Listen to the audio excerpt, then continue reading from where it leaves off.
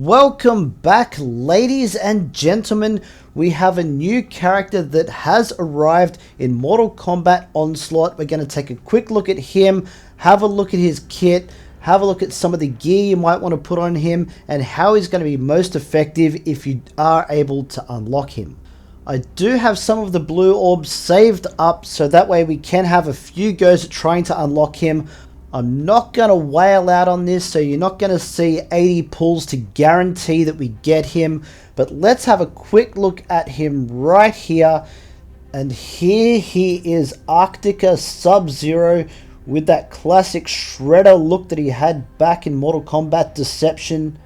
Not necessarily one of my favorite designs, but he does actually seem like he's a pretty decent character. So we're going to start with his auto abilities down the bottom here, and as you can see, it's a 3-hit attack dealing damage. The last two of these attacks deal damage in an area, with the final hit applying special charge debuff for a duration.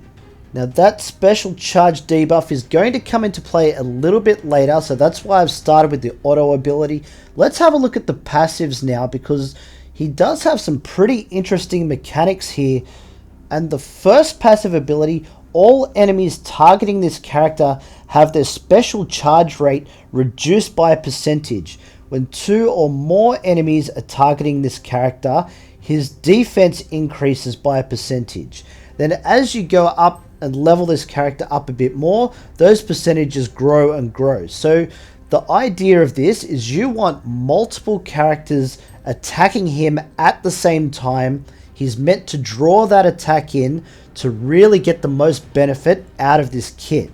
The second passive ability here, this one is quite an interesting one. A number of times per match, if any teammates are dealt more than 20% of their max hit points as damage, Sub-Zero is the one that receives the damage and negates a percentage of it. The attacker is then frozen for a duration or until losing 50% of their health.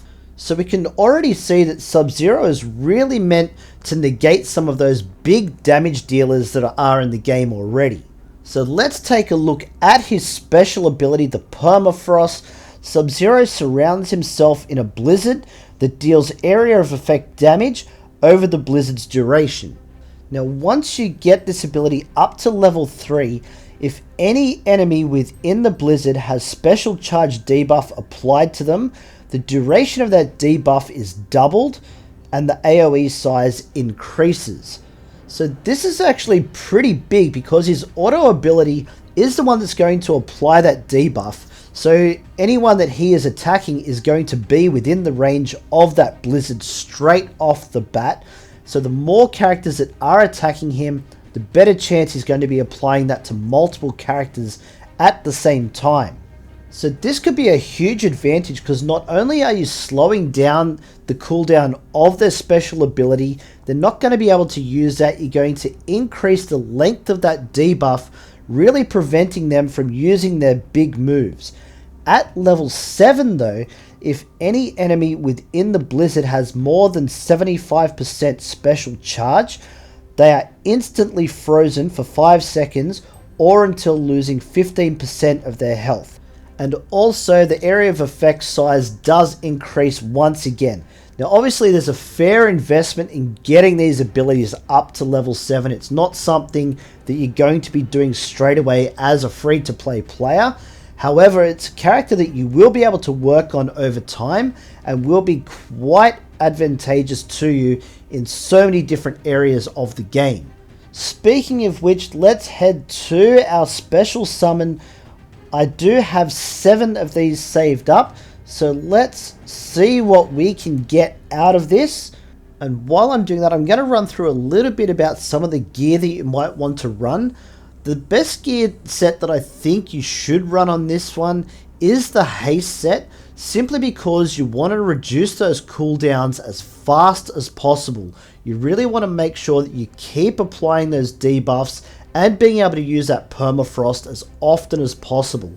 So that haste set is going to be very, very important for this character. The other set that you might want to consider is going to be health. especially because he is taking a lot of damage on behalf of the rest of the team, and also he is drawing in that defense, so he is going to be copping a lot of damage, so you really want to get as much health and defense on him as possible. If you are lucky enough to get those health and defense secondary stats on the gear, that's even better. I don't think you really need to focus as much on the attack. What you will be looking for is the other characters that you run with him need to be the ones that have the strong attack, so that you can chip away at your opponents while Sub-Zero is drawing them all in.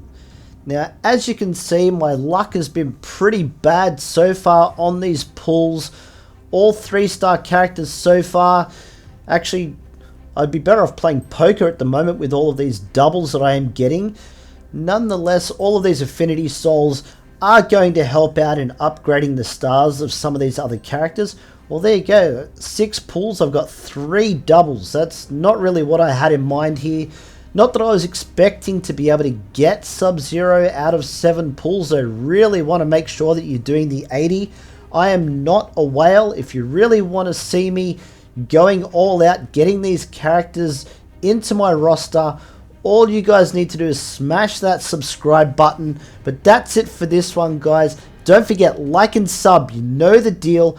We got plenty more Mortal Kombat Onslaught coming your way. Don't miss out, and we'll catch you in the next one.